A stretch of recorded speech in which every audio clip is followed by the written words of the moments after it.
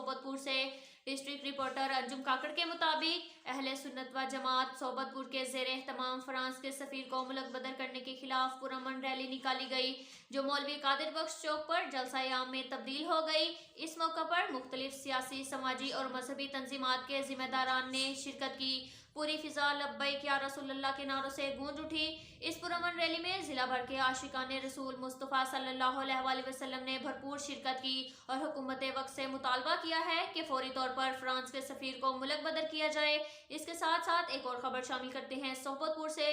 پاکستان مسلم league نون نصیر آباد division کے صدر محمد حسین گولا نے کہا ہے حکمرانوں کے پاس عوام کو دینے کے لیے کچھ نہیں سوائے مارنے کے اور لاہور کی سڑکوں پر بے گناہ شہریوں کا خون بہانے کے۔ اس کی شدید الفاظ میں مذمت کرتے ہیں۔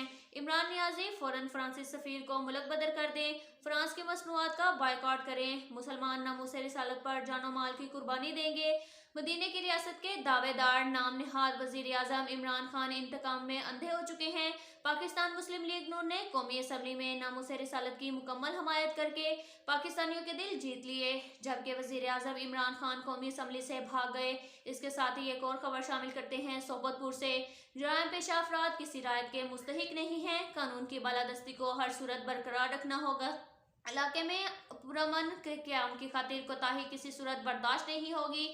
گرینڈ آپریشن کر کے 2 روز کے اندر مختلف مقامات میں مطلوب 12 مجرمان سہراب ولد جعفر قوم بروہی، ارشد ولد لکھمیر بھگٹی، فرید ولد سونا خان، مجیب اللہ ولد عبداللہ، ریاض احمد ولد محمد رحیم گولا، خمیسہ ولد فضل، محمد موسیٰ ولد خمیسہ، ذاکر حسین ولد کیسر خان، میاں داد ولد سہراب، امام داد ولد سہراب، زاہد علی ولد رحیم داد اور سیف اللہ ولد جمعہ بروہی کو گرفتار کیا گیا۔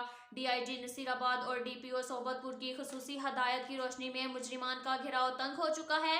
امن و امان کی صورتحال پر کوئی سمجھوتہ نہیں ہوگا۔ علاقائی معتبرین، سیاسی اور سماجی شخصیات کے علاوہ ذرائع ابلاغ سے وابستہ افراد کا خصوصی تعاون چاہیے۔ اب تک کے لیے اتنا ہی کافی ہے۔ ملتے ہیں اگلے بلیٹن میں، ہمارے ساتھ رہیے گا۔ اللہ حافظ۔